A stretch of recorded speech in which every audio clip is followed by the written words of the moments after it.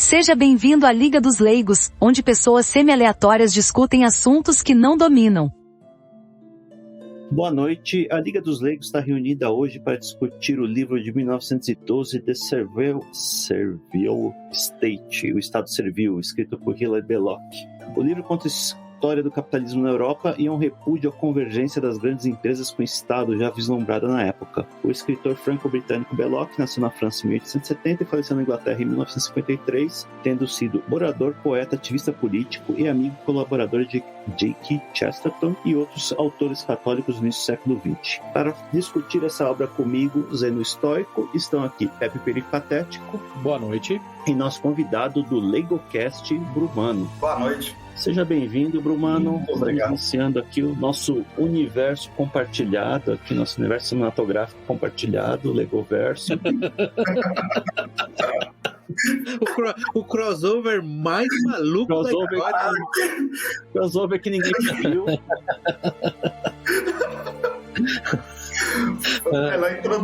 A melhor introdução que teve até hoje. Fica à vontade aí para apresentar o seu podcast. Fala um pouquinho dele pro pessoal, gente. Bem, o LegoCast eu comecei porque... Só um minuto que tem um cachorro comunista latindo aqui. Perfeito. A gente sempre quis ter um cachorro de fundo. Tem, sempre. Você já teve vários. Não, é roça. É que eu tiro na edição. Então vamos ver se essa vez você não deixa. Ele sempre tira na edição, cachorro. É roça, cara. Roça, você tem uns cachorros perdidos. Porque o cachorro, no fundo, é bem roots, entendeu? Então, por favor. Mas... Caminhão passando, né? Cachorro. Mas enfim, o LegoCast surgiu numa discussão sobre distributismo, se era viável ou não. Só que as pessoas só sabem, a maioria só sabem que existe o distributismo, mas não sabem exatamente o que é o distributismo. Porque muitos ficam aquele negócio, o distributismo é um sistema financeiro, econômico, baseado na renovável, mas não sabem ao certo as correntes que é o distributismo. Então, as correntes e também de onde que não foi só renovável, não foi só baseado na renovável, foi baseado também na 40º ano. Então, assim, surgiu nessa discussão.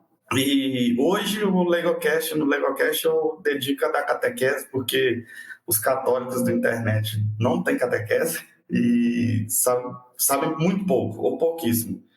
Então eu decidi gravar uma sequência de episódios dando catequese básica, né, pro pessoal. Basicamente é isso. Excelente. Legal. Uma coisa que, assim, eu já recomendei o seu podcast para várias pessoas, eu gostei, especialmente os episódios iniciais sobre distributismo, é que eles são bem curtinhos, entre 15 e 20 minutos, então fica um negócio bem sintético, bem legal para quem fazer, sei lá, exercício, alguma coisa desse tipo, dar uma corrida, alguma coisa, fica bom para ouvir. Então, realmente é um negócio que eu apreciei. Uma das coisas que a gente sempre lutou aqui, eu, o Zeno e os outros, é exatamente para manter o episódio num tamanho que seja palatável, que seja gerenciável por pessoas, porque você começa a falar para divergir e ele vai ficar muito grande. Então isso é uma coisa que eu realmente recomendo, a gente vai colocar nas notas do episódio, quando saírem, o podcast exatamente por conta disso, é um negócio legal. Porque o que acontece?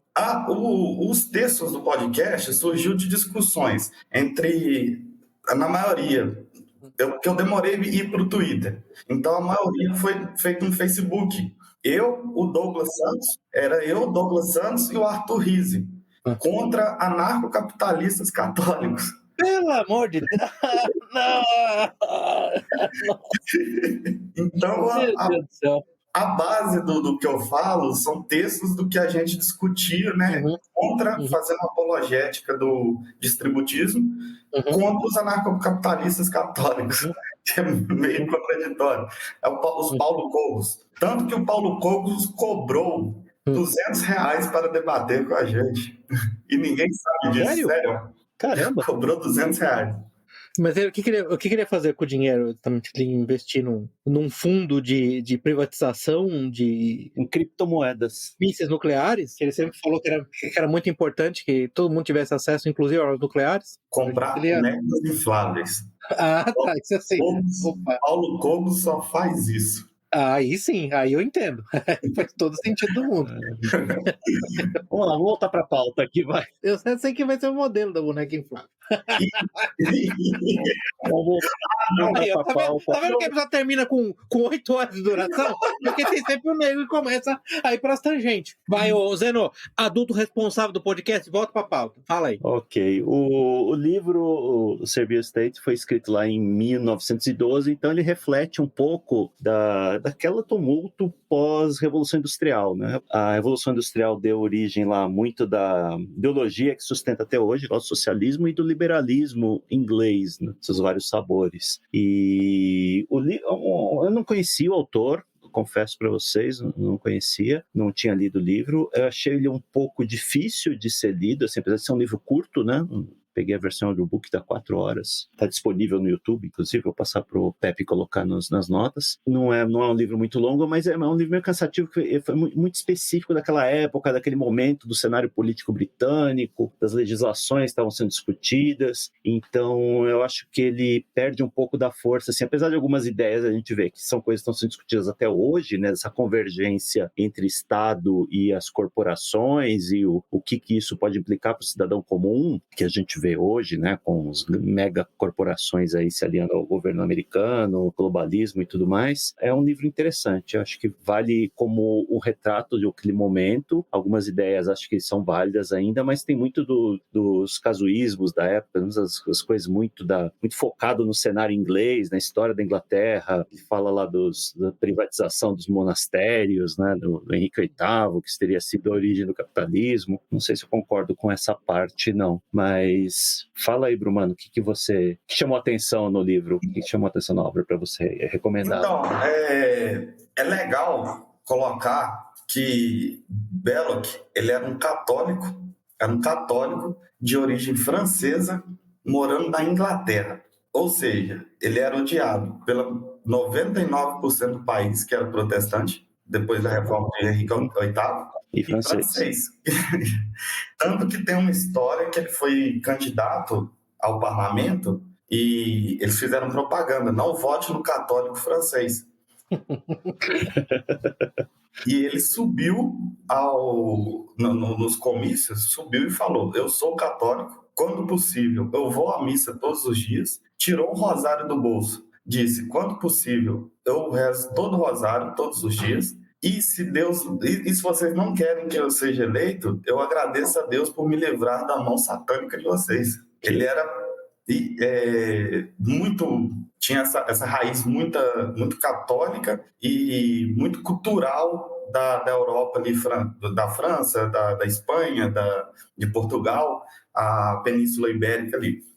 Por que ele coloca que a reforma de Henrique VIII ali foi o início do capitalismo? Porque o que acontece? No livro, não fica, como você disse, não fica bem explicitado essa parte. Só que, se você pegar historiadores, no livro ele também fala que Henrique VIII expropriou a igreja das suas terras clericais e, logo após, vendeu essas terras clericais para a burguesia da época, que já tinha bastante terra. Só dar o Henrique VIII, ele fez ele rompeu, ele era católico, né, no começo da vida, ele rompeu com a igreja católica e criou uma igreja própria na Inglaterra, que existe até hoje, que é a igreja anglicana, né, cujo chefe é o rei, o monarca, que agora, hoje especificamente é o Charles. Até hoje. Estão gravando aqui dia 11 de setembro de 2022, então hoje é o rei Charles III, é o chefe da igreja anglicana. Isso, exatamente. E historicamente, tudo por causa da Ana Bolena, né? Mas isso é para outro episódio. Isso. Então, assim, como você bem resumiu, Henrique VIII rompeu com a igreja, perseguiu a igreja e expropriou as terras clericais. Porque antigamente, durante 1000 anos, na Idade Média, Belloc deixa claro que o sistema distributista existiu durante esse tempo, na Idade Média, porque você tinha o feudo, dentro do feudo você tinha o senhor feudal, você tinha o castelo e a propriedade em volta, tinha as terras comuns que os camponeses plantavam e trabalhavam, porque o senhor feudal, ele exigia somente o trabalho ou a produção de um trabalho, que seria o imposto hoje em dia. E os camponeses tinham sua própria propriedade privada, além das terras comuns. E Henrique VIII expropriou as terras da igreja e deu para os, na época, pequenos burgueses, que depois viraram os grandes empresários de parques fabris na Revolução Industrial. Porque somente essas pessoas que tinham essas terras tinham capital suficiente para montar parques fabris. Então, eu acho que é interessante só interromper, porque uma das coisas que me chamou atenção no livro em particular, e eu vou ser bem assim, objetivo em dizer para quem está ouvindo que essa é a tese do Belloc, não estou dizendo necessariamente que a gente concorda integralmente com isso, mas o ponto central da tese do Belloc é que essa concentração de renda, ela não é um produto de forças econômicas, sociais naturais do capitalismo, especialmente do capitalismo da sua primeira fase. O ponto, a tese dele central, é que isso foi em grande medida arquitetado pelas elites então aristocráticas que se tornaram plutocráticas. E outro aspecto relevante da tese dele, que é interessante, é que ele não considera que as inovações tecnológicas, como por exemplo o motor a vapor, o motor de combustão interna, necessariamente ensejavam essa aglomeração de capital nesse grupo pequeno, que também novamente foi resultado de ingerência ou influência específica de grupos de interesse transicionando de aristocracia para plutocracia diretamente com a coroa e com o sistema judicial britânico. Eu acho que esse é um ponto interessante da tese dele, né? A gente tem que deixar claro. Exatamente, Pepe, porque ele separa a inovação tecnológica, as coisas boas que trouxe, do problema do capitalismo. Sim. Porque o que acontece? O Marx, ele coloca o capitalismo, né, como um sistema onde que a burguesia tem o controle do meio de produção e o proletariado. Belloc, ele coloca o capitalismo de forma heterodoxa. O que acontece? Para Belloc, o capitalismo é composto por alguém que tenha um meio de produção, que é detentora desse meio de produção, e o proletariado é alguém livre, com as suas liberdades políticas, porém somente dono da sua força de trabalho. Só tô interrompendo só porque reforçar esse seu ponto aí, o Chesterton deu uma frase genial dele que ele fala, na verdade, você não deveria chamar capitalismo, deveria chamar proletarianismo, porque a esmagadora maioria da população nesse sistema, na verdade, tudo que ela tem é para vender sua força de trabalho e não detém capital, né? Eu acho a sacada genial do Belloc e do Chesterton nisso, viu, Zeno? Que ele deixa claro que ele não tenta fazer essa, digamos assim, essa classificação estrita, dizendo, não, se você tiver ao menos uma pessoa nesse estado, ou uma pessoa nesse outro estado, então é um sistema ou outro. Ele deixa claro que a natureza do sistema advém do estado no qual você encontra a maioria da população. Quanto que é a maioria? É 50% mais um? Ele chega a falar claramente que é meio fluido, né? Você tem um número específico, pode ser 60%, 70%, eu não sei, onde aquilo define o caráter daquela sociedade. Exatamente.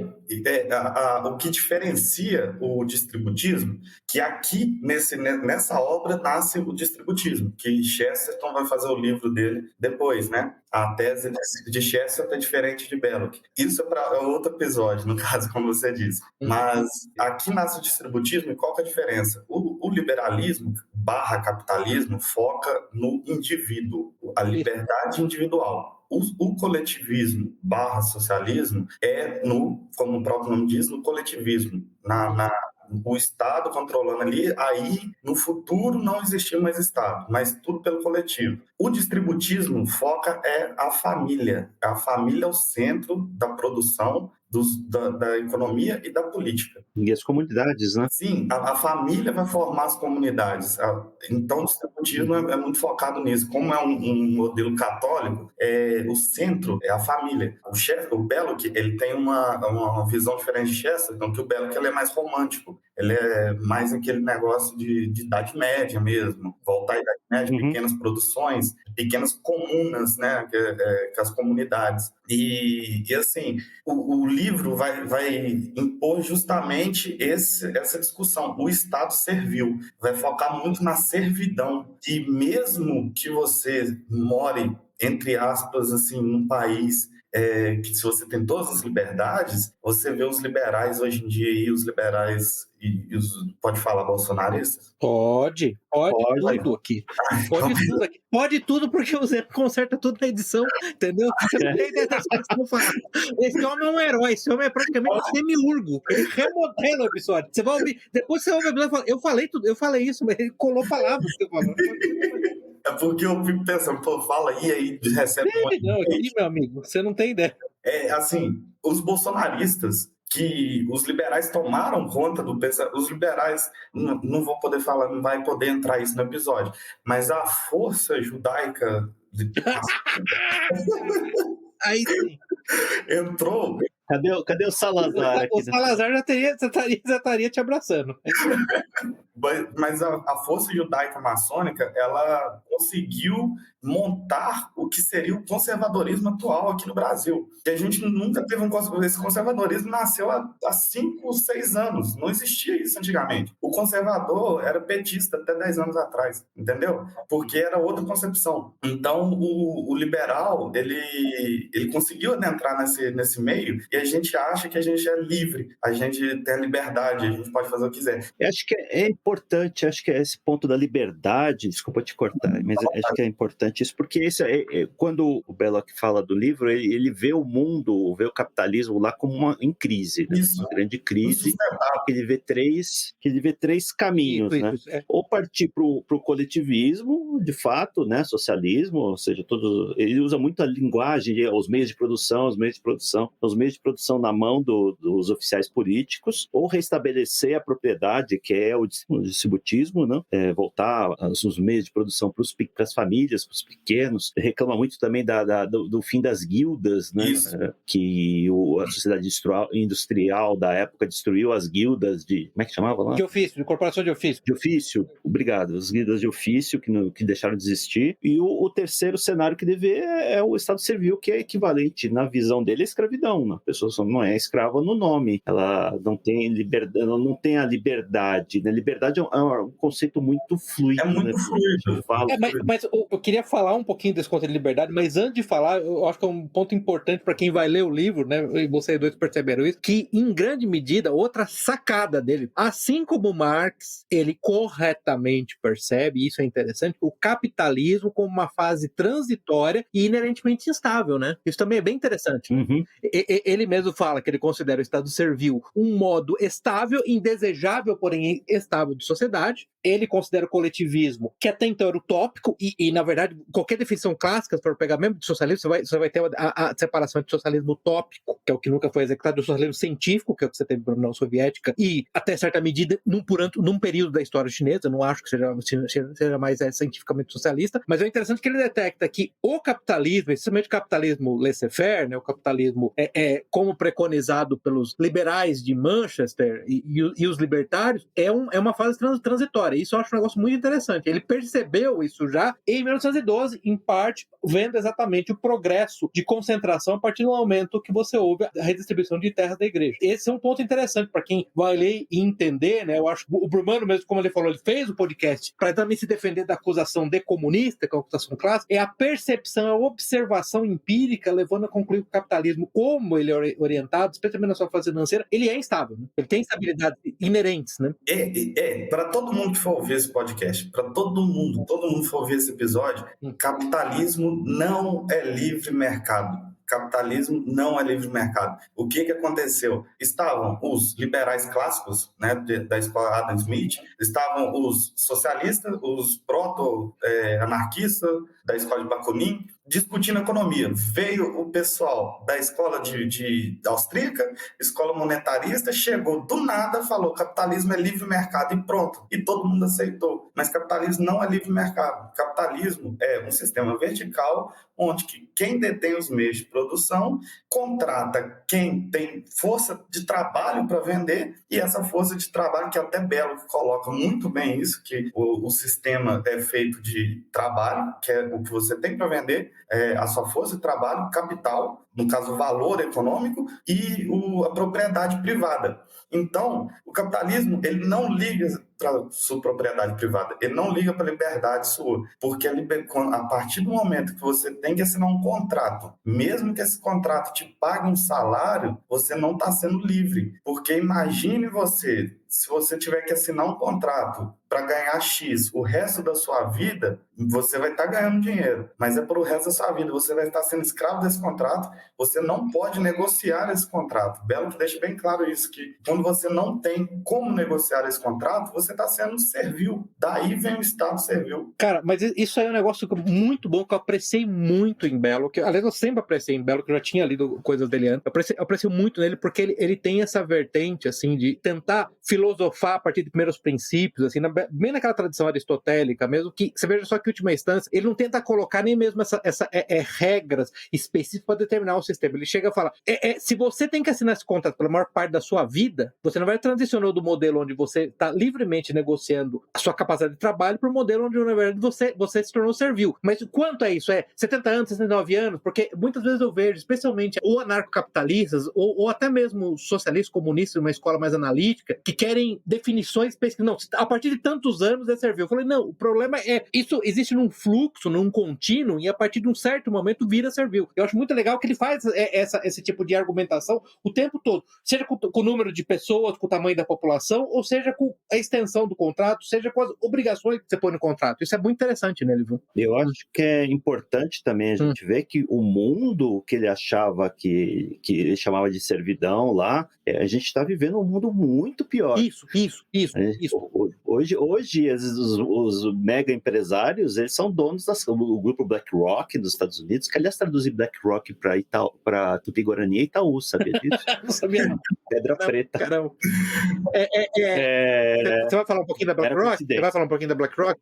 Não, só vou citar aqui, porque a BlackRock é dona a maior proprietária de imóveis nos Estados Unidos, residências, as pessoas, ela é a maior proprietária. Bill Gates, fundador da Microsoft, é o maior proprietário de terras para agricultura nos Estados Unidos. E, assim, durante a pandemia, a gente viu aí um esforço terrível, né, um movimento terrível para acabar com os pequenos empresários, apagar os negócios, enquanto que os mega capitalistas enriqueceram. Teve um movimento nos últimos 2-3 anos, um movimento de concentração de renda na mão dos mega capitalistas inacreditável. E outro ponto também que a gente pode os dois pontos só, desculpa, é que a gente tem praticamente escravidão por dívidas, né? Hoje os Estados Unidos, lá, as pessoas fazem faculdade, adquirem dívidas milionárias lá e depois tem que trabalhar o resto da vida para pagar, muitas vezes não conseguem, né? O governo Biden está estudando perdão da dívida, que na verdade é outro movimento de transferência de renda, né? Vai tirar dinheiro de imposto do trabalhador para pagar as grandes faculdades. E o último ponto é tudo que o World Economic Forum fala, né? Você não vai ter nada e vai ser feliz. Sabe, são coisas que acho que se o Belo que visse, eu acho que ele ia se suicidar, né? Não é possível. Se o Belo visse a Inglaterra hoje em dia como tá, ele ia perder a vontade de viver, cara. Porque naquela época já estava funcionando esse sistema, entre poucos tinham muito. E o capitalismo, você não pode dizer que a Inglaterra naquela época era socialista.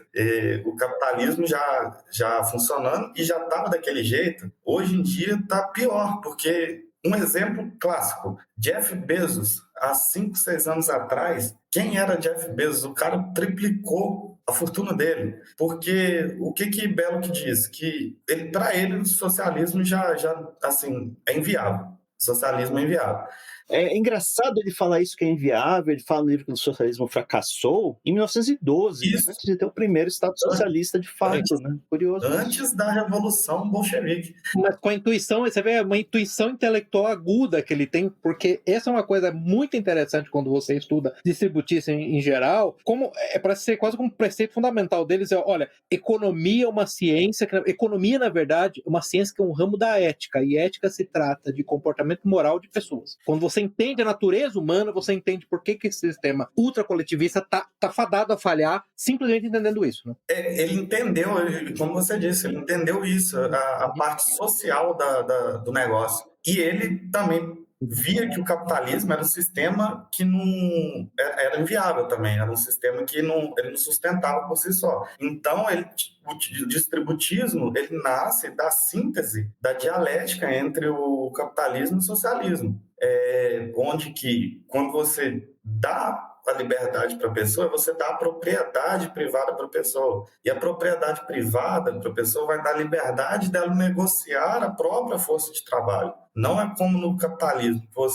Hoje em dia, na maioria dos centros, você vê gente que mora de aluguel e a única coisa que ela tem é a força de trabalho dela. E o socialismo não precisa falar, né, que é o meio de estatização da propriedade privada.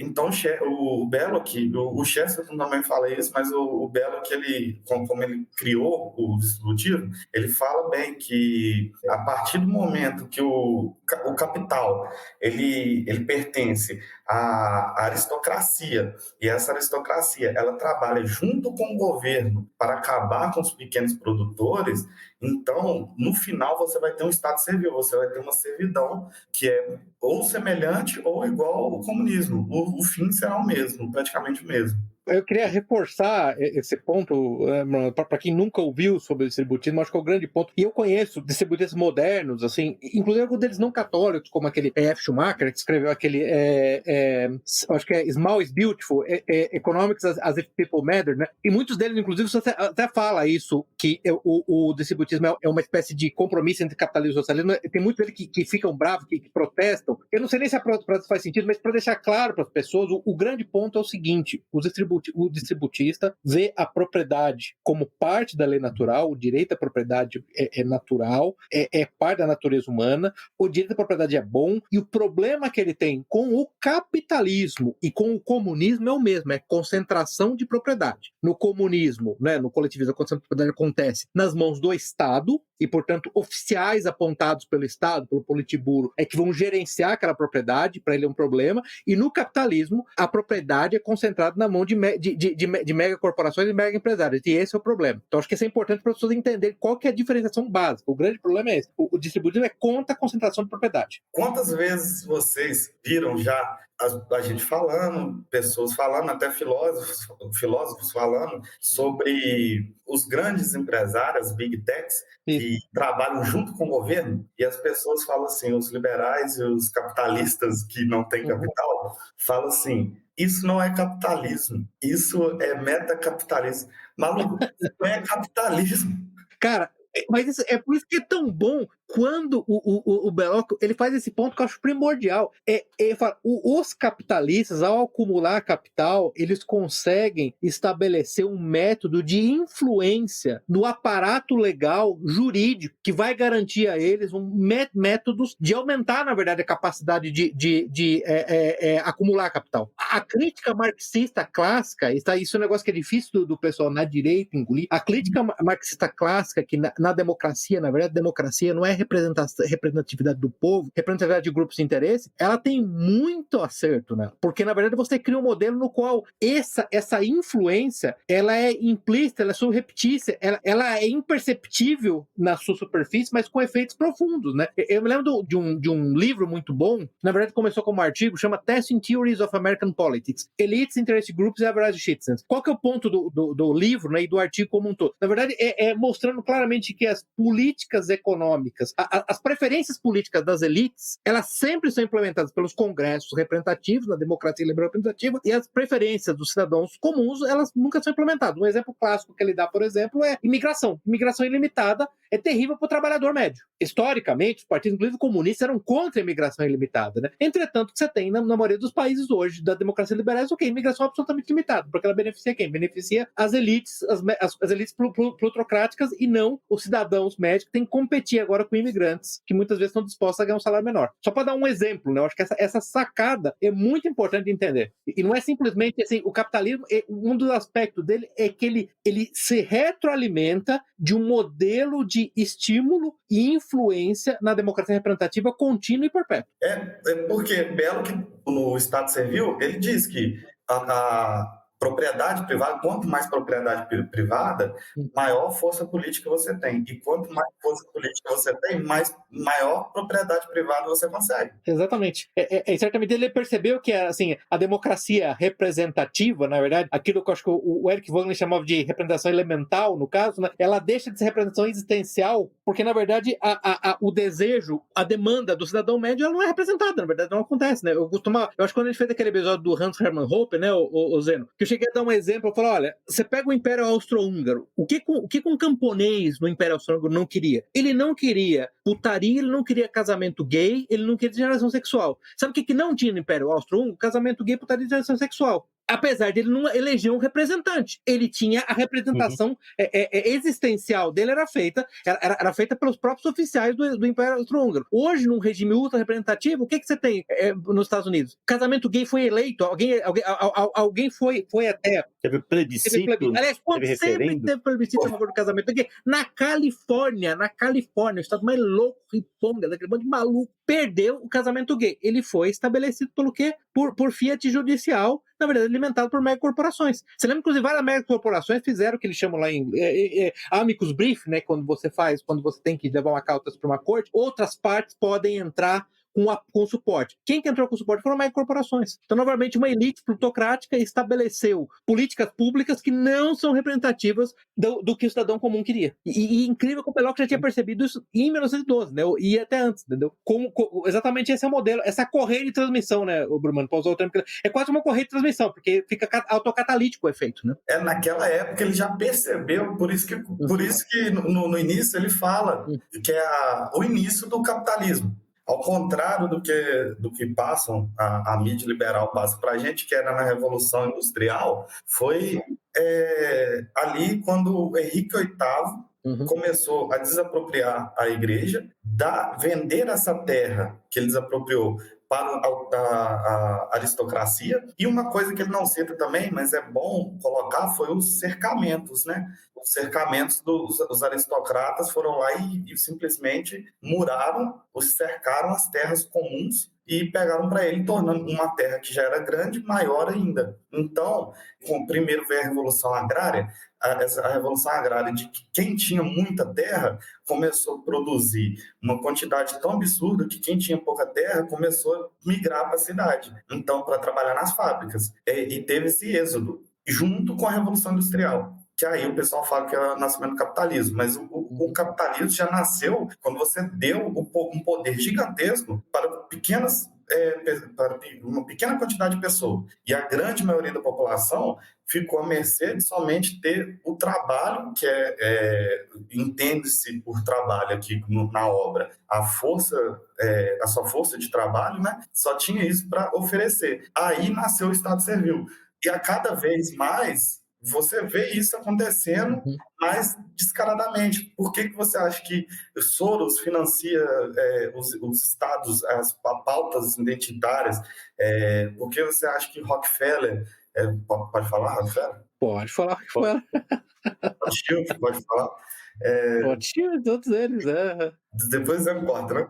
Assim, você vê os Rothschild, Rockefeller, patrocinando pautas que são ditas socialistas. Progressistas, gosto de falar progressistas. É isso, progressistas. Mas que trabalham junto com o Estado, né? Porque para ser implantado necessita-se de uma força do Estado. Então, você vê esses financiamentos porque o capitalismo trabalha em conjunto com o Estado para sufocar o pequeno proprietário. E esse pequeno proprietário vai lá e vai de motociata de Bolsonaro depois.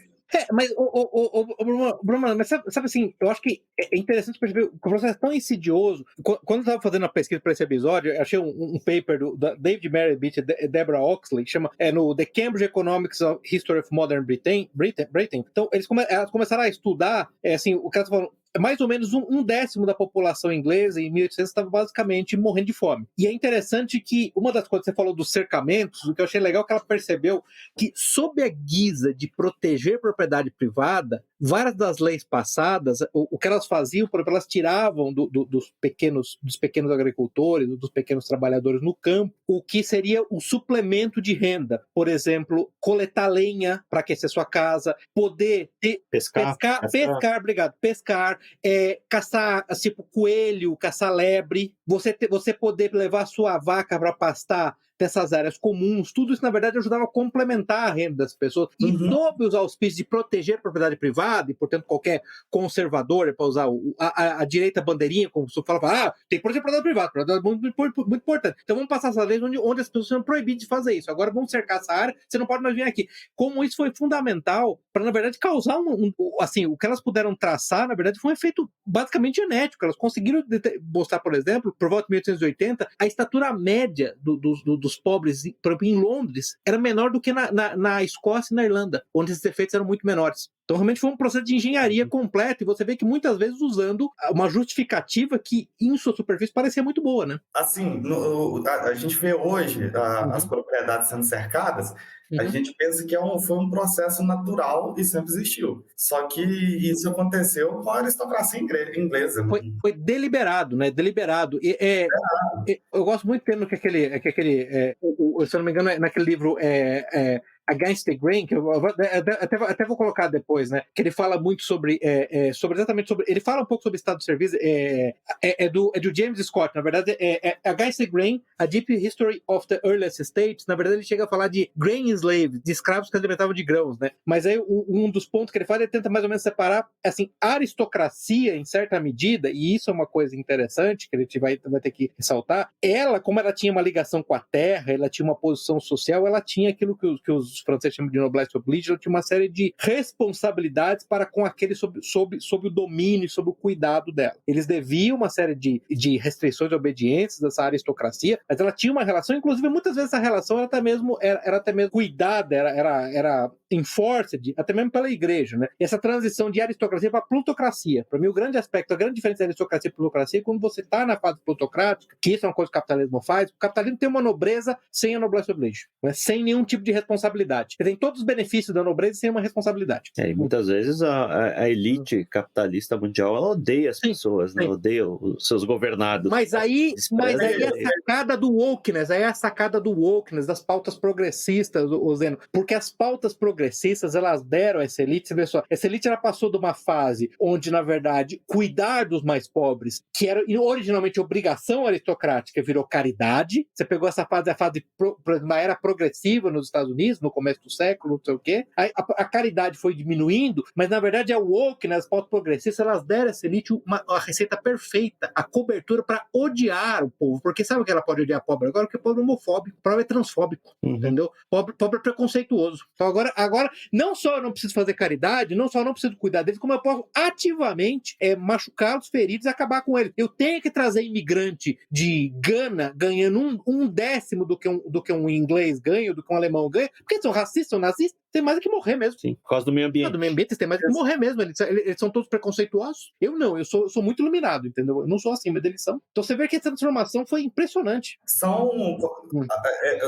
O Estado serviu, são os grandes detentores do meio de produção, pautando o que a sociedade deve ou não fazer. Mas Bruno, sabe, mas assim, um negócio que para mim, pelo menos, é angustiante, porque é um estado servil não declarado, né? É não declarado, porque o que acontece? A gente tem aquele negócio que o Estado, o Big State, só que as pessoas esquecem das Big Techs, que tem mais ou maior quantidade de capital acumulado do que muitos países. E a propósito, né, as Big Techs, tá, elas recebem todo ano em subsídios centenas de bilhões de dólares, tá, do Estado. Muitos desses subsídios votados em leis, por congressistas cujas campanhas são financiadas por essas empresas e cujas leis são patrocinadas, são muitas vezes escritas em escritórios de lobby dessas empresas. Só para lembrar, o livre mercado, os anarcocapitalistas aí, tá? Google, Facebook, a Amazon, essas empresas todas recebem bilhões de dólares todo ano de subsídios, tá? Teve uma discussão num podcast aí de YouTube da vida, daquela Renata... Ah, meu Deus do céu, cara, ainda bem que você lembrou. Eu ia falar, mas por favor, conte. Que lá foi vergonha alheia. Aquela Renata com um socialista aí qualquer também que eu não conhecia. Só que o cara leu o Capital. O cara sabe o que é capitalismo. O cara sabe o que é comunismo. A menina foi falar que o liberalismo aumenta as chances de ter tecnologias mais avançadas. O cara deu na cara dela, falou: quantos liberais pegaram o seu próprio dinheiro e apostaram em algo que você tinha 0,3% de chance de dar certo. Ô, Bruno, se eu me lembro bem, ela chegou a falar algo do tipo: Marx era contra a inovação tecnológica. Isso. Que assim, pelo amor de Deus, se Marx estivesse vivo, Marx está dando pulos de alegria com a Amazon. A Amazon é praticamente o último estágio antes do socialismo utópico de Marx. No caso, é um passo para o comunismo. É um passo do comunismo, é o passo final. Você está vendo? O capitalismo vai chegar exatamente no que eu queria. Uma mega corporação que vai cuidar de tudo, daqui a pouco a corporação desaparece, o Estado desaparece. Isso, vai cuidar de tudo. Exatamente o que eu queria. Então você tem que contra a tecnologia, meu Deus do céu. Eu vi essa parte, o cara falou: não, como a Marx nunca foi contra a tecnologia. Menina, eu vou refutar a Marx, pelo amor de Deus, né? E como a gente até comentou, se você pegar, acho que a crítica do Hayek ao Capital, que é um livro pequenininho, até, sei lá, um livro de 12 páginas, um livreto. É um artigo. Mesmo a escola austríaca concedia que Marx nunca foi um ludita, pelo amor de Deus, pô. Que é isso? É não saber o mínimo mesmo. Então, sim. Até as pessoas que vão pegar esse livro do Belloc, o Estado Servil, para ler, as pessoas que têm um entendimento de hoje em dia do que é capitalismo, do que é comunismo, do que elas aprenderam no establishment, né, de discussões de hoje, então vai se sentir meio confuso quando vê Belloc falando da importância que é ter uma comunidade de família forte e falando do capitalismo, falando que o capitalismo pode levar ao que o comunismo, as pessoas têm a percepção que o comunismo pode levar, o socialismo, no caso, pode levar. Então a pessoa vai ficar meio confusa quando lê o Estado Servil, por causa justamente disso, porque a concepção que tem de capitalismo, como eu disse no início, é que capitalismo é livre mercado e que socialismo é o Estado tomando conta de tudo, que não deixa de ser também uma verdade, mas não é bem assim. É mais complexo que isso, né? Cara, assim, permita-me reforçar essa posição, porque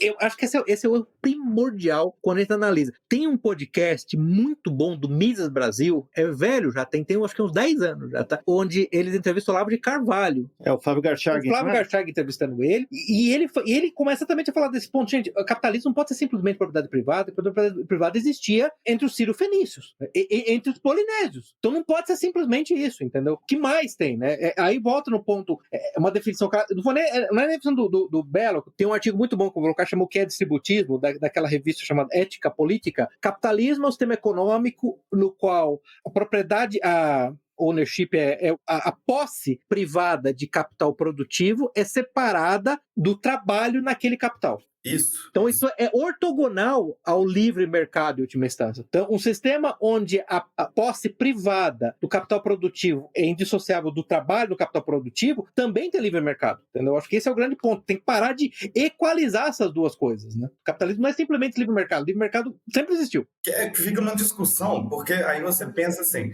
pô, China é governado por Partido Comunista Chinês, o PCC, e lá você vê pessoas comprando por livre e espontânea vontade outros produtos.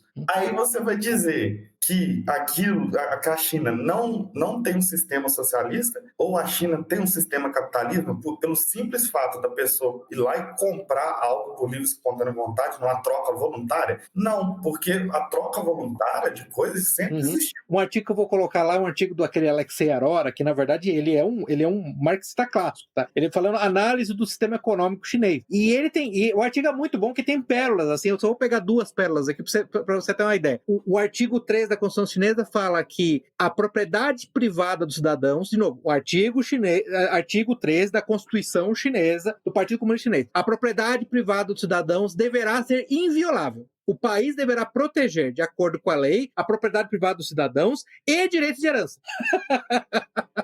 É comunismo chinês, tá?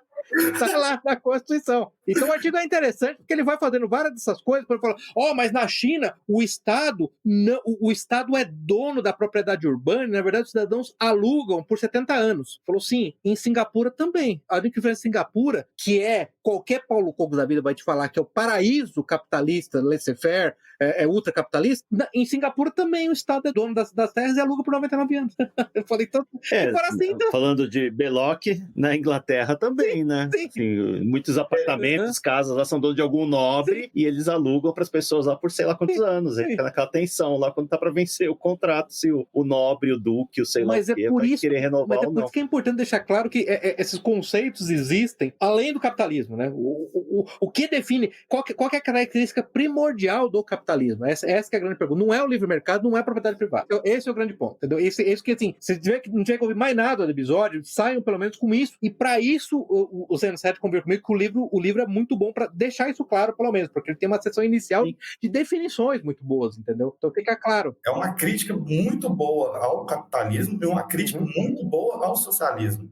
Mostrando que quando os estados se secularizaram, então perdeu essa noção de propriedade, de solidariedade e de subsidiariedade. E Belloc coloca muito bem isso, porque como ele embasou o distributivo na Rerum Novarum, então ele coloca muito bem isso, que durante 1000 anos funcionou, né? Quando Roma caiu, aí eles foram morar o pessoal saiu dos grandes centros, foram morar nas vilas, foram nas vilas. Porque Roma era saqueada toda semana, ninguém mais aguentava ficar em Roma. Ninguém mais aguentava, foram morar lá. Roma é saqueada vez por semana, entendeu? O negócio é Capão Redondo em São Paulo. Eu acho que a gente está deixando escapar uma coisa aqui, que ele fala muito da escravidão, né? Sim. A escravidão é um conceito que sempre existiu em todas as sociedades. Muito bom, muito bem lembrado. E com a ascensão do cristianismo, isso foi desaparecendo, né? Deixou de ter os países católicos, as culturas cristãs, pararam de ter escravos, e com a Revolução Industrial, ele vê que isso está voltando. Eu ia falar, exatamente, Zeno, exatamente. Eu ia falar agora que quando Roma caiu e foram para as vilas, ali ainda tinha um conceito de escravo. Só que com o tempo, o escravo virou servo, né? E o servo começou, com a cristianização, o servo começou a ter mais liberdade. O servo tinha uma propriedade para plantar e tinha as terras comuns, e o senhor feudal, que deu origem aos feudos, né? O senhor feudal ali, que recebia, em troca de proteção, à vila, né? Recebia os bens, uma parte dos bens produzidos, ou em forma de trabalho. E durante 1000 anos funcionou assim. E a servidão era, o Belloc coloca bem claro que o servo do senhor feudal era mais livre do que o homem moderno. Mais livre do que o operário de uma fábrica inglesa, certamente, do século XIX, por exemplo. No caso, o moderno seria no século XIX. O Bruno, e tem uma hora que ele até fala um negócio interessante, ele fala, você chegaria ao senhor feudal, e ele fala, ele inclusive desenterra, porque ele é um historiador muito competente, né? Ele enterrou documentos primários, mas ele falou, você chegaria no senhor feudal, ele falaria para você, isso aqui é a minha terra, perfeitamente. Se você fosse falar com o servo, sabe o que o servo vai falar? Essa aqui é a minha terra. Esse senso de propriedade, até porque tinha terras comuns, tinha terras privadas do servo, tinha a terra do senhor feudal, né, de que trabalha, você tinha essas 3 modalidades de propriedade dentro do mesmo lugar. Esse senso de propriedade, de conexão com o trabalho e o fruto do trabalho existia, né? É interessante você ver isso, né? Os servos falando a mesma coisa que o senhor feudal, minhas terras. Né? Isso, exatamente. Mas aí o servo tinha a propriedade privada, e ali dentro das vilas, dentro do feudo, ele poderia ter a livre iniciativa, isso é livre iniciativa, de você prestar serviço para o senhor, prestar serviço para a guilda, ou prestar serviço para si mesmo, porque você era dono de uma propriedade. Isso, exatamente. Então você tinha esse senso de conexão. Eu acho que esse é o grande ponto.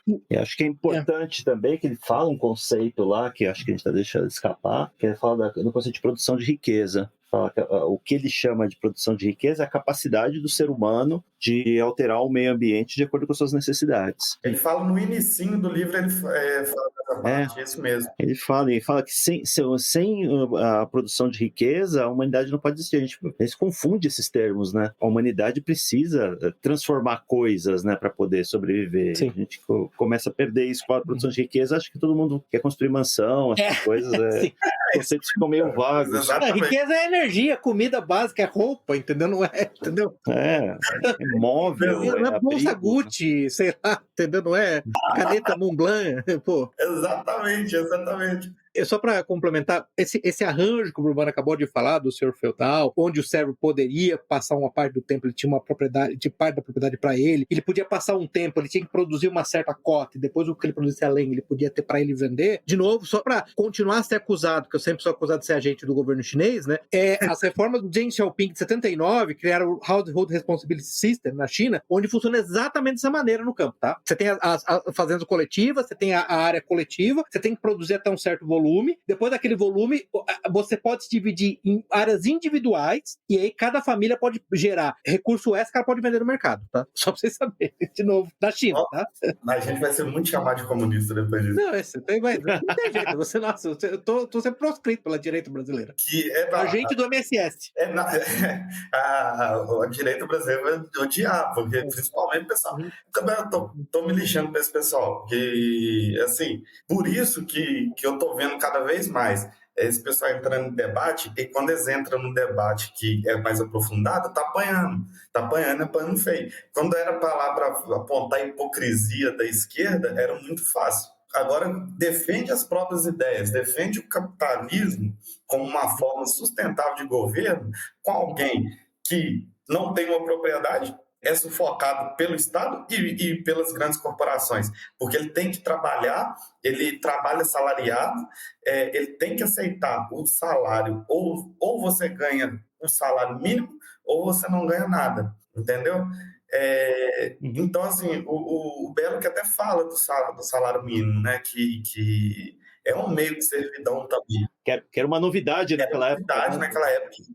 E olha só, naquela época ele já via que era um meio de servidão, porque o salário mínimo seria como se fosse hoje em dia a Agenda ONU 2030 está querendo implementar, pode falar esse negócio também? Pode, claro que pode. Brumano, no podcast da Liga dos Leigos nós não temos regras. Aqui você pode falar absolutamente tudo. Só não pode falar que ou que a Agenda ONU 2030 está querendo implementar a renda básica universal, né? E é um meio, o salário mínimo tá junto, fazendo paralelo com essa renda básica universal, é um meio de você ser servil, ficar nessa servidão em troca de migalhas, porque essa renda básica universal vai sair de quem? Vai sair de onde? Então, aquele negócio, você vai ganhar essa renda básica, mas você não pode ter mais de um filho. Você vai ganhar essa renda básica, mas você não pode mais comer carne. Não pode comer carne. Esse é o ponto muito importante do livro, e também para ser preemptivo com uma possível crítica, para deixar claro. O distributismo, ao contrário do comunismo, por isso que não tem nada do comunismo, o distributismo não demanda a abolição de classes, não demanda a diferença de riquezas, para deixar claro. No distributismo existirão pobres, existirão ricos. Isso. A única questão, e especialmente, como o Brumano falou, nesse distributismo mais romântico do Belo, que esse é um negócio que realmente incomodava ele pessoalmente, tem uma origem, na minha opinião, filosófica e religiosa no caso dele, é o estabelecimento de castas fixas imóveis. Então esse é o grande ponto. Você vai ter para sempre a casa dos trabalhadores, ele nunca vai conseguir transicionar da caça do proletariado sem nenhum tipo de propriedade para uma caça do proprietário. Exatamente porque esse modelo cristaliza isso. É importante entender esse fato, tá? Uma das coisas, uma das características do distributismo em particular é permitir meios de ascensão, meios de obtenção de propriedade, de transicionar do ambiente de ausência de propriedade para a aquisição da propriedade da primeira propriedade. E claro que, né, a gente está falando, inclusive, como ele falou, da Agenda 2030, ou do BI, ou da renda mínima, e claro que a primeira propriedade, inclusive, que esse é o grande problema, é a possibilidade de ter uma família, né? De ter uma casa e ter uma família, né? Eu lembro que a gente já fez esse ponto em outros episódios do podcast. Você pega os Estados Unidos em 1950, por exemplo, no ápice da sua potencialidade pós Segunda Guerra Mundial, o Tucker Carlson chegou a fazer esse ponto. Na verdade é que você conseguia sair da high school, terminava o colégio, não precisava nem entrar na faculdade, entendeu? Você conseguia arrumar um emprego, sei lá, na Ford, tá? Um emprego de torneio mecânico da Ford, e você conseguia ter uma casa, 3 filhos e ter um carro. Então, quer dizer, havia uma experiência de propriedade. Esse era o sonho americano, de fato, sim, né? Era ser classe média, não era ser milionário. Mas você tem a experiência de propriedade. Agora você compara isso, né, Bruno? É um negócio que você já teve essa discussão, eu já tive. Não, porque o Uber, não sei o que eu falei, gente, esse é um modelo gig economy, né, que você chama, esse é um modelo que é insustentável. Ó, se amanhã, se eu só posso viver só de Uber, o que acontece se eu machucar minhas costas? O que acontece se eu levantar com dor de cabeça? Isso me lembra muito uma frase do Belloc, quando ele fala, sobre as pessoas que vão ter nothing in sickness, nothing in despair. Você não tem nenhum tipo de porque você não tem a experiência de ownership, de posse, né? De pertencer a um processo produtivo, né? O Belloc coloca isso também, o conceito assim, de posse e propriedade. A propriedade privada por exemplo, eu tenho esse computador que eu estou falando com vocês. É minha propriedade. Quando só eu uso ele, só eu posso usar ele, eu estou privando as outras pessoas de usar. Então, é uma propriedade privada. Automaticamente, se ela pertence a mim, é minha posse. Então, o Belloc vai colocar muito isso da posse da terra, da posse ou de um meio de produção. Não é a estatização dos meios de produção, não é a coletivização dos meios de produção. É os meios de produção na mão de quem produz.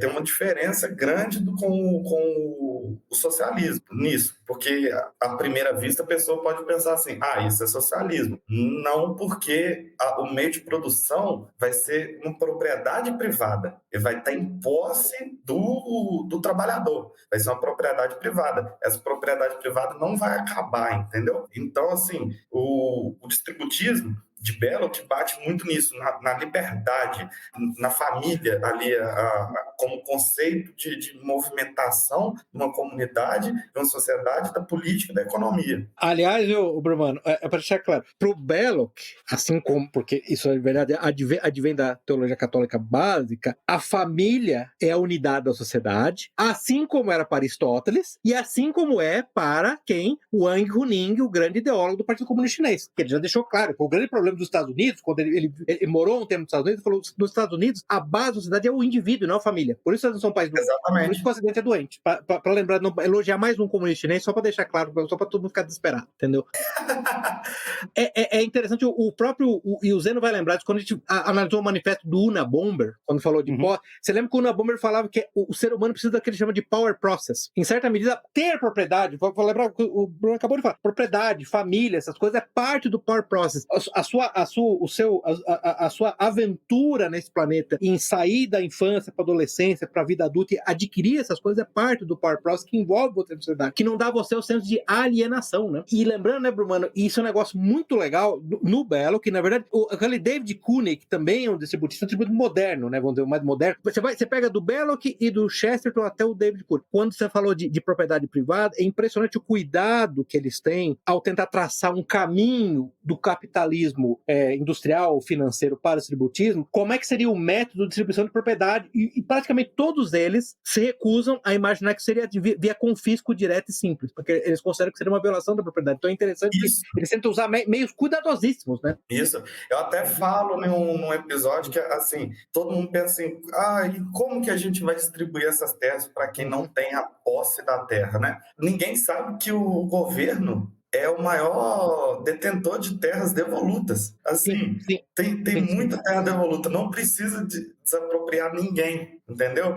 a mesma coisa na Inglaterra, na época de Belloc, onde que o governo tinha sequestrado as terras clericais. Então, assim, tá longe de ser um comunismo, muito longe de ser um comunismo, e faz um contraponto muito bom, assim, uma terceira alternativa muito boa ao capitalismo.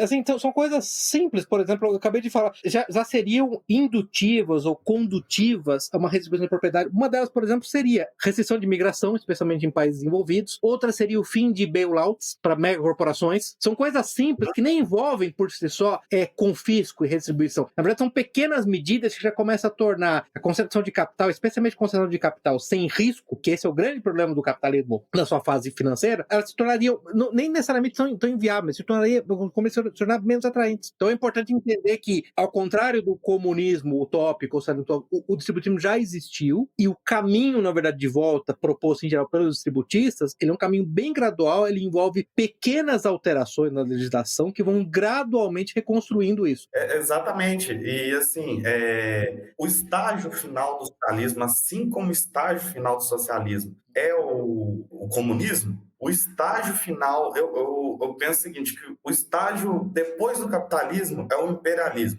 Não o imperialismo do jeito que esse pessoal socialista fala. O imperialismo, assim, de um grande conjunto de empresas deterem 90% do capital do mundo. O globalismo que a gente vê hoje. E depois do imperialismo, o globalismo. Aí é aquele negócio que as grandes empresas, até em Estado Civil diz que as grandes empresas trabalham para acabar com as pequenas propriedades, não apenas por dinheiro, mas também por trabalho, força proletária, né? Força de trabalho mais barata para essas empresas. Sem fronteiras nacionais. Abarateamento da mão de obra a despeito de fronteiras nacionais. Por isso que todas as corporações querem a eliminação de qualquer tipo de fronteira nacional. Né? Isso. E a gente vê aí no dia a dia. Você vai num grande supermercado, a pessoa que trabalha num caixa de supermercado, um grande supermercado, ela ganha relativamente um pouco melhor, note-se no pouco aí, um pouco melhor de um caixa de supermercado, de um mercado pequeno, porque o mercado grande, ele pode pagar esses 100, 200 reais a mais, porque ele já concentrou totalmente as compras ali da sua região. Então, o pequeno proprietário, ele não vai conseguir emergir da sua condição. E o negócio interessante, voltando a falar da questão da proteção de propriedade privada e da leis que garantem liberdades econômicas, um negócio que é totalmente compatível com o Estado distributista, por exemplo, seriam pequenas comunidades rurais ou distantes, por exemplo, decidirem que elas não querem o estabelecimento de uma cadeia, uma mega corporação na sua região. Enquanto no modelo clássico, anarcocapitalista, não, você não pode ter restrição nenhuma, capital flui para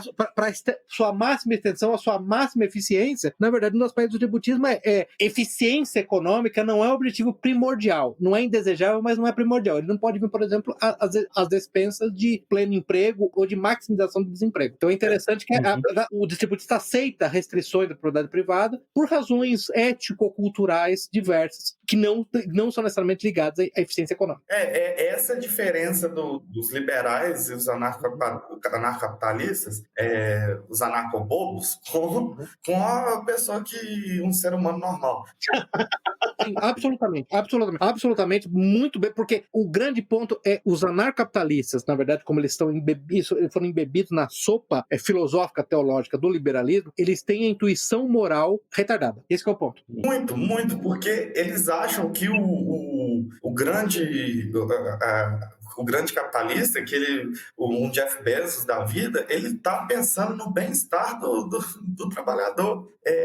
Aí você vive num mundo que você trabalha, você dorme 4 horas por dia, trabalha de segunda a sábado e você vê sua família somente no domingo e você tem que dormir cedo porque segunda-feira você tem que trabalhar de novo, entendeu? Você vai ficar desempregado no futuro porque seu emprego foi exportado para a Índia. Isso, exatamente. Lá o cara aceita ganhar uns 5 reais a menos por mês do que você, isso vai ajudar o baseline. Você ficou velho, né? Você chegou, sei lá, aos 50, 60, você não tem a mesma energia, aí eu contrato um cara de 25, acabou de sair da faculdade, que vai fazer a mesma coisa, entendeu? Não importa. É tão comoditizado que não importa, entendeu? Um haitiano veio pro Brasil, trabalha mais barato. semi-legal, né? O que eu acho interessante, eu até vou colocar aquele artigo famoso do Adrian Vermelho, aquele liberalismo e a mão invisível, né? Um dos pontos interessantes não é nem que, assim, para tentar ser justo com os anarcapitalistas. Eles não vão nem dizer, se você pegar um bom anarcapitalista, não esses tontos que acham que Marx era anti-tecnologia, mas alguém que lê, que assim, é bem fundamentado, eu vou falar, não, na verdade, eu rejeito, não é nem que eu rejeito que exista bem comum, que esse é um grande problema, esse é um negócio que particularmente me causa asco quando alguém fala que não existe bem comum. Então, ele nem vai falar, não é que eu não rejeito que exista bem comum. O bem comum existe, só que o bem comum determinar o bem comum inatingível para as mentes humanas. Então, eu, como liberal, o que eu acredito é o seguinte, eu não acredito que os empresários estão a favor do bem da humanidade. Eles são todos egoístas, mas da combinação de egoísmos, da combinação de motivações espúrias, o bem comum vai surgir do nada. Para mim, o grande ponto, o Adrian Vermelho falou, vamos analisar, isso é uma hipótese científica. Vamos testar essa hipótese na história, quer dizer, eu não consigo achar evidência disso, entendeu? Isso é uma ideia, uma promessa, uma promessa que seria desse jeito, mas isso não acontece. É só olhar o que o globalismo fez com os operários nos Estados Unidos, né? Exatamente. Hoje estão todos se matando lá de overdose de opioides, porque todos os empregos foram para a China, para o Vietnã, sei lá para onde, porque para economizar, para você poder ter um iPhone e um tênis mais barato. Exatamente. Então quer dizer que a proposta deles, a nota promissória epistêmica que eles fizeram, depois, a gente pode falar isso depois de mais de 150 anos, a gente analisa, não foi paga, tá? Eu entendi o que você queria, o que você achou que ia acontecer, mas não foi o que aconteceu, tá? Então esse que é o aspecto interessante. Falando em 150 anos, o livro é escrito há 110 anos, fazendo uma série de alertas, os alertas estão se concretizando, se concretizaram e estão sendo superados, assim, em nível de ameaça hoje. Mas deixa eu falar uma coisa para vocês, eu queria falar duas coisas, eu queria ver o que você acha. Sobre o livro em particular, críticas que eu tenho. Uma das críticas mais relevantes que eu tenho do livro é que o Belloc, claramente, ele subscreve a teoria de a mais-valia, a teoria de valor, Labor Theory of Value, do Marx. Eu vejo dois problemas aí. Sim. A teoria não é verdadeira. E dois, você não precisa dela para o liberalismo. Para o distributismo. Ela não é necessária. Você não precisa subscrever a teoria de valor do trabalho para ser distributista. Esse é um problema. Não sei dizer se ele subscreve ou não, mas ele compartilha o vocabulário deles, né, dos socialistas. Ele usa as terminologias. Não, mas ele fala de mais-valia, ele chega a falar de valor do trabalho, não sei o quê. A meu ver, necessariamente. Isso não é necessário para ser distributista. Você não precisa subscrever isso. O segundo problema que eu vejo, e esse talvez seja o problema mais sério, é o seguinte: ele aponta para um passado real que existiu, mas que ficou circunscrito a uma região muito específica do tempo e do espaço, que foi, na verdade, a Alta Baixa Idade Média na Europa Ocidental. Você, na verdade, não tem algo exatamente nesse tipo, você não vai encontrar algo desse tipo se é na civilização indiana, ou na civilização persa, ou na civilização chinesa. E, na verdade, você não vai encontrar isso nem dessa maneira na Europa Oriental. Os servos na Europa Oriental não tinham essa mesma conexão, em última instância, que você viu na Europa Oriental. Então, talvez esse o segundo problema. O que eu estou tentando chegar, o meu ponto, é que, em certa medida, isso seria a minha conclusão, assim, do livro. Agora para chocar todo mundo, para deixar claro que ninguém vai gostar de mim mesmo, é que eu acho que, na verdade, o modelo do Estado servil, do Survival State, é perfeitamente viável. A única coisa que ele tem que ser feito com restrições éticas baseadas na lei natural e no cristianismo, ele tem que ser explícito, porque eu acho que a maioria das pessoas realmente não querem experimentar nada além desta capacidade de serem cuidadas, de serem protegidas em troca de liberdade. Esse, para mim, que é o grande problema. Eu não sei se exatamente ele está atingindo a natureza humana com isso. Perfeitamente. Eu entendo assim também. Apesar de eu gostar bastante da Idade Média, e assim, eu entendo que a Idade Média foi uma idade com muitas coisas boas e também com muitas coisas ruins, assim como qualquer era do mundo. Mas, assim, eu gosto muito do que, pela cristianização ali da Europa, mas eu entendo que ficou restrita a somente uma região, né, onde foi implantado o distributismo. A Idade Média só ficou ali na região. E, assim, sobre a linguagem socialista, como eu disse, quem lê hoje, você pega hoje, você vai achar que realmente Belloc era socialista, né? Porque ele transcreve a mais-valia, assim. E uma crítica que eu tenho, porque eu entendo o seguinte: apesar desses problemas, esses problemas são consertados em Chesterton. Sim, são mesmo. São consertados em Chesterton porque o Chesterton ela é mais racional, porque o Belloc é muito romântico, é muito aquele negócio população vai se conscientizar e a população mesmo vai começar a montar as antigas vilas, as antigas entendeu? Então Chesterton, ele conserta isso, ele usa melhor a social-democracia, mas não a social-democracia que a gente conhece de Frankfurt, a social-democracia clássica, conhecida hoje como democracia cristã. Então ele usa a democracia cristã como o melhor meio de implementar um Estado distributista. Tem outros meios, assim, que a gente... Um colega meu, ele é distributista, mutualista, tem distributistas que... O distributismo, ele não está aprisionado a somente um meio de você implantar. O que você tem que entender é que as bases que a gente conversou aqui, sobre propriedade, sobre trabalho e sobre o bem-estar. A crítica que eu tenho é essa, que, como você disse, ficou uma datação muito grande. Não que o assunto não é datado, mas a linguagem é datada, e o Zeno até disse no início, e esse lado romântico dele que não assim, para mim é utópico, sabe? Que a gente entende o mundo como indivíduos que cada um pensa alguma coisa, ou hoje em dia são indivíduos que cada um pensa alguma coisa. Então, assim, você falou o tópico romântico, ele em certa medida ele até tem esse aspecto, esse pendor meio igualitário na medida em que ele, numa reputação, por exemplo, de Aristóteles, ele não considera a existência de escravos naturais, que há pessoas que preferem ser cuidadas mesmo, né? Que isso não vai servir para todo mundo, que todo mundo não é igual, tem gente que vai ficar satisfeita, tem gente que vai ficar satisfeita com UBI, com renda mínima, tá? Sim, tem gente que prefere... E não é pouca, tá? Não é pouco. Entendeu? Esse para mim que é o grande nó górdio, mesmo hoje em dia, do distributismo, entendeu? Como é que você lida com essa massa de pessoas, entendeu? Assim, em certa medida, se você tiver que acabar com o modelo servil, é a coisa mais danosa que a gente tem hoje. A gente tem um estado servil, no qual, na verdade, os mestres e senhores, eles, usando um truque liberal, que é separar a vida política da vida econômica, eles fingem que eles não têm poder político nenhum. Mas, na verdade, eles têm. Quem tem poder político, na verdade, é a BlackRock, não é a Nancy Pelosi, entendeu? A Nancy Pelosi é um instrumento, só isso, entendeu? Quem tem poder político é o Itaú, não é o Bolsonaro, entendeu? O Bradesco, não é o Bolsonaro, entendeu? Verdade.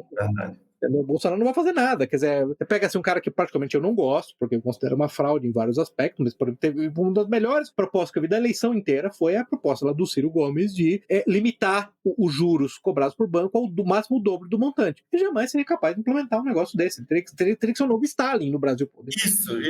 E assim, a social-democracia do Ciro Gomes, ele estudou o Redo Novato e tal. Eu recebi até críticas quando eu falei que eu iria votar no Ciro Gomes, mas assim, o mais próximo que a gente tem de acabar com o Estado servil são as propostas do Ciro Gomes, por mais incrível que pareça. Apesar de eu também não apoiar ele também, porque ele não se ajuda. Porque a gente duvida que o Ciro Gomes vai implementar, se eleito, o Ciro Gomes não vai implementar as propostas do Ciro Gomes. Por isso que eu falei, a única coisa que eu falei, a melhor proposta que teve, não tô recomendando o voto do Ciro Gomes, pelo amor de Deus, o Ciro Gomes, inclusive para católicos, além de ser uma fraude, ele é um abortista fanático, tá? E uma das maneiras que ele quer resolver administrar o Estado servil, na verdade, é abortando os indesejáveis, para deixar claro, uma das respostas para ele, para esse modelo. Mas a proposta em si foi assim, um sopro de novo ar nos debates políticos, tá? Porque em grande medida, tanto Lula quanto Bolsonaro, eles são completamente encabeçados dentro do grande capital, né? Entendeu? Eles não vão fazer nada com o grande capital, nenhum dos dois, tá? Quem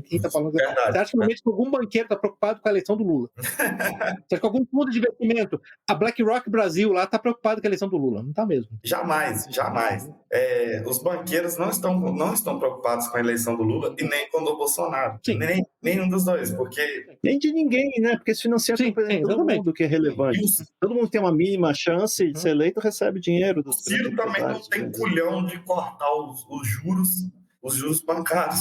Ele não tem culhão para isso também. Apesar de que ele falar, vai tirar o nome no SPC, vai diminuir os juros, mas ele não tem culhão para isso. Então, assim, o Pepe disse, e é verdade, para você tirar esse estado de servidão que a gente vive hoje, são medidas pequenas, são pequenos passos, porque não tem como fazer tudo de uma vez.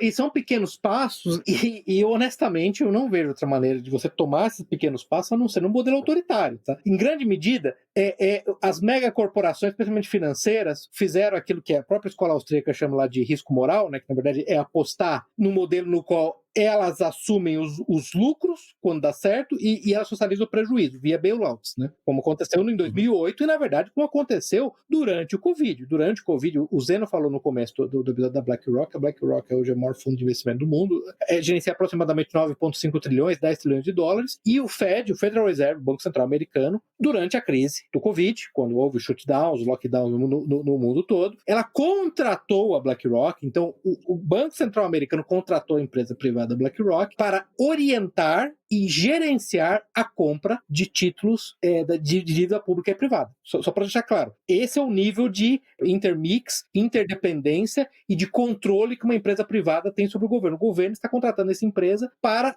ser a conselheira do que comprar. Por acaso, só por um acaso, essa empresa aconselha que o governo compra um monte de títulos de papéis que eles têm em caixa. Você vê que coisa incrível? Só por coincidência. Imagina, né, que isso ia acontecer. Mas, inclusive, o truquezinho, não sei se vocês viram que eles usaram. Não. Tem a BlackRock, que faz gerenciamento de capital, e tem a BlackRock consultoria. O governo está contratando a BlackRock consultoria. Não tem nada a ver com a BlackRock de investimento de capital, tá? Só que por acaso não vai recomendar compras de coisas que o investimento de capital tem. Fala, isso é evidente. Por que eu tô falando esse preâmbulo todo? Qual foi o único país no mundo onde até hoje a gente viu uma mega empresa falhar e, na verdade, não ter bailout, e você viu executivos ou sendo presos ou tendo que empenhar os seus bens públicos nisso? Foi a China. Foi a única. A Evergrande foi um dos exemplos. Onde, na verdade, houve sim um bailout para os investidores que tinham imóveis, eles não perderam seus imóveis, e inclusive, chegou a ter uma comunicado oficial do Partido Comunista Chinês, falou, não, mas o que a gente espera agora do board é que eles empenhem os seus bens privados para ajudar a pagar. Porque isso, na verdade, demanda um modelo autoritário. Né? Você não vai conseguir fazer uma democracia representativa.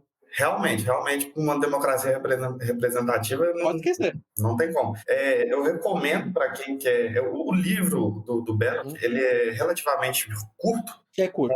Com 3 dias assim, a pessoa consegue ler e absorver bastante, mas assim é como introdutório. Eu recomendo esse livro como introdutório, porque tem muitas outras obras assim que tratam mais o Estado, como o Estado a gente vê hoje, tratando essa medida da distribuição e cada ser humano, com dignidade, ter direito a uma propriedade privada em sua posse. Eu vou postar, tem os 2 artigos bons também, um deles é quase um livreto, acho que tem umas 20 páginas, chama Distributing Basics, do David Cooney, eu vou colocar lá também, inclusive ele distingue bem, porque o distributismo não é capitalismo, porque não é socialismo, eu também vou colocar esse lá, e antes eu não sei se o Zeno vai falar disso, eu só queria também, pode ser depois, não precisa ser agora, mas queria falar de alguns exemplos de empresas a organizar segundo o modelo distributista, mas por favor, Zeno, continue. Fala aí. Não, eu acho que o Bruno vai lembrar, um modelo clássico é aquela corporação Mondragon, na Espanha, que tem 74 mil empregados.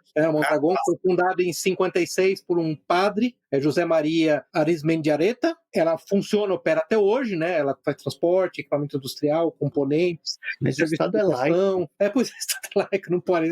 É anticristão, o Estado é laico, ou seja, ele é anticristão, né? A Mondragon é um exemplo mais, assim, tem um livro muito bom sobre o Mondragon, que eu, honestamente, eu só comecei a ler, tá na lista, assim, Making Mondragon, The Growth and Dynamics of the Worker Cooperative Complex, do William Foote. Inclusive, o Zeno, para deixar claro que não estamos falando de nada, que é simplesmente um unicórnio, mas um conto de fada, teve uma das subsidiárias da Mondragon que teve que decretar falência, foi vendida, mas a empresa existe e funciona até hoje, tá? Então a empresa continua funcionando. Outros 2 exemplos interessantes, um deles, esse aí, você pode até discutir, mas esse é o modelo que aquele Gene Callahan deu, que na verdade funciona nesse modelo, que na verdade são vários produtos que são de software livre, é um exemplo de organização desse tipo, tanto ele deu um exemplo do Linux e do Python. Um outro exemplo que ele deu foi o Airbnb, onde na verdade os homeowners, né, os proprietários das casas, eles tratam das casas dele, as casas que ele tem como pequenos hotéis, né, porque esse na verdade é o modelo. O Airbnb é o mais perfeito exemplo de hoje em dia de como você pode ter uma empresa distributista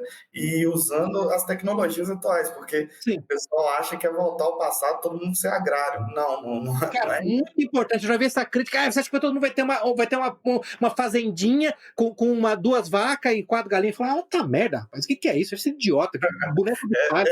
Crítica de boneco de palha, pô, para com isso. Airbnb, por isso que eu gostei do exemplo do Airbnb dele, e ele falou de algumas outras empresas empresas, tipo, tem uma New Belgium Brewing, que eu acho que é no Colorado, que também é nesse modelo corporativo. Tem uma outra que, inclusive, é relativamente famosa, que é a Cabot, que vende queijo. Então, tem alguns modelos, alguns exemplos de empresas que, mesmo na economia capitalista moderna, são organizadas segundo esses modelos distributistas. Eu só queria dar esse exemplo. Tinha muita, não sei, no nome, né, cooperativas no Brasil, mas deu uma sumida, né? Especialmente no mercado agrícola. Me corrija se eu estiver errado, Zeno. Mas, assim, as cooperativas no Brasil, na verdade, elas existiam para burlar a legislação trabalhista, né? Quando, na verdade, com a reforma do Temer, elas deixaram de ter função, porque o objetivo nunca foi realmente, nunca teve esse ensejo filosófico de eu quero ter um negócio que todo mundo se envolva, pertença. No fundo, eu só quero pagar menos, entendeu? Agora, outro exemplo, cara, aí de novo, onde é que tem cooperativas de trabalho a rodo? Novamente, naquele país maligno que é a China, né? Eles têm, basicamente, 60 milhões de trabalhadores trabalhando e produzindo por volta de 320 bilhões na economia chinesa através de cooperativas de trabalho. Inclusive, eles têm uma federação chama a CFSM, que é uma federação de suprimento, marketing cooperativo dessas cooperativas. Tudo bem que vai deixar claro, tá? Eles, mais ou menos, no PIB da China, eles são 3,3%. Então, não é a maioria da China de maneira nenhuma, mas existe lá também, é outro lugar onde existe 320 bilhões de dólares de revenue, não é um negócio para jogar fora. Esses são os exemplos que eu queria dar, não sei se você vai falar disso, mas eu achei interessante só para ilustrar que além do exemplo histórico, você tem exemplos hoje, tá? de coisas que funcionam, tá? Que não são perfeitas, não são nenhuma maravilha, mas que funcionam. Perfeito. Uhum. É isso mesmo. Uhum. E cooperativas, como o Zeno disse, cooperativas existem ainda, igual a minha cidade, que é minúscula, ainda existe cooperativas, associações de agricultores, mas, como também o Pepe disse, é aquela questão, é só, tipo assim, quer pagar menos. Porque, de novo, né, Bruno, eu insisto nesse ponto, né, as motivações ético-filosóficas são completamente fundamentais, são integrais no modelo distributista, né? Então, elas têm, a organização econômica, na verdade, ela é ditada por imperativos éticos, né? Esse que é o grande ponto. E a ética é, de fato, católica, né? Então, assim, bate de frente com o liberalismo, a ética liberal. Isso. Para deixar claro para todo mundo, tá? Nem todo distributista é católico, né? Especialmente o distributismo pós-Chesterton e Belloc, como eu falei, tem aquela Dorothy Sayers, o F. Schumacher, que tem aquele livro lá, Simple is Beautiful, o Christopher Lasch, que não são necessariamente católicos, mas eles são distributistas. Mas nasceu o catolicismo, para deixar claro que foi, como o Bruno falou no começo, foi a resposta de dois pensadores ingleses católicos à Rerum Novarum do Léo XIII, do Papa Léo XIII. Isso. Eu queria indicar também, assim, o pessoal que se interessar, além de ler o Estado Servil, ler o Dois Alqueires na Vaca, do Corção. Boa. E o Esboço de Sanidade de Chesterton. Sim. Muito bom. Sim, exatamente. Mas, Zeno, você queria falar alguma coisa, nós interrompemos você, tenho certeza que queria falar mais alguma coisa que a gente interrompeu você. Você lembra? Antes da gente encerrar, só queria tirar uma dúvida aqui sobre a carreira do Belloc, perguntar em que momento que ele decidiu ajudar os nazistas a procurar a Arca da Aliança. Por causa do filme, né? Porque a personagem lá do arqueologista, que era francês, né? É verdade, era francês, né? É verdade. Pô, o melhor deles, cara. No episódio, o melhor dos Indiana Jones. No episódio de Chesterton vai perguntar quando Chesterton virou um personagem do Sandman. Sandman. Quando que ele resolveu virar o personagem do Sandman? Que ponto da vida dele? Eu quero agradecer o convite. Assim, é muita honra ter participado mesmo. Porque eu acompanho vocês, eu maratonei um monte de episódios, só não consegui maratonar tudo ainda porque por causa de tempo, mas assim, depois que eu conheci o Liga dos Leigos, eu maratonei um monte de episódios. Eu gosto muito de vocês, então é uma honra participar desse episódio. E assim, inclusive, agora eu faço parte do Leigoverso, do multiverso da leigura. Aí, assim, eu fico muito agradecido mesmo de ter trocado essa ideia, e parabéns pelo trabalho de vocês. A honra é toda nossa. É um prazer ter você aqui, foi muito bom, e a gente vai colocar, escutem o LegoCast, episódios curtos, pequenos, muito bom o trabalho do Bruno, muito bom tê-lo aqui. Muito bom, pessoal, estou me despedindo aqui, Zeno Estoico, até a próxima. Pepe, boa noite. E Brumano, boa noite. Obrigado a todos, pessoal. Até a próxima. Encerramos aqui nosso episódio de hoje. Links para os livros, filmes e artigos citados durante a discussão estão no site da Liga. Assine o feed para ser informado automaticamente quando novos episódios estiverem disponíveis. Apoie o trabalho da Liga dos Leigos. Deixe o seu comentário, sugestão ou avaliação no site da Liga ou na sua plataforma favorita. Agradecemos a audiência.